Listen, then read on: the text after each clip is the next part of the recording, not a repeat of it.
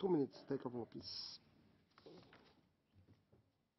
Gospodine predsjedniče, prema podacima UNICEF-a svake godine 15 milijuna djevojčica, neke u dobi od čak 5 godina, stupaju u brakove bez svog pristanka i to uglavnom za puno starijeg muškarca. Ovakvi preuranjeni i često istovremeno i prisilni brakovi ponajviše se sklapaju u zemljama u razvoju.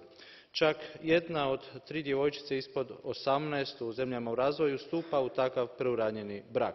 U zemljama poput Nigera, Čada i Malija ta brojka je još i strašnija, više od 70% djevojčica stupa u preuranjene brakove. Ova praksa, osim što predstavlja neprihvatljivo kršenje ljudskih prava žena i djevojčica te ozbiljnu prijetnju njihovom zdravlju, edukaciji, socioekonomskom statusu, ima uistinu poražavajuće učinke na razvoj i na ekonomiju. Prisilni brakovi su ozbiljni kočničari naših napora za iskorjenjivanje siromaštva. Zato ovoj štetnoj praksi moramo stati na kraj kroz povećane napore u sklopu razvojne politike u suradnji s trećim zemljama.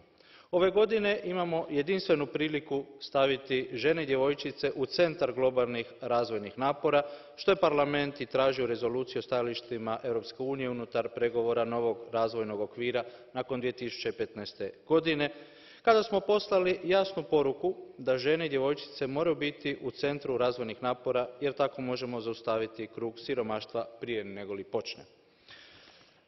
Zato želim pozdraviti napore koje je objasnio i povjerenik Mimica i pozvati naravno Komisiju da nastavi u skladu s pristupom koji je temeljen na ljudskim pravima, a u dijalogu sa zemljama primateljicama razvojne pomoći inzistirati na izradi, ali i na implementaciji pravnih okvira koji će pomoći iskorijeniti ovu štetnu praksu. Hvala vam.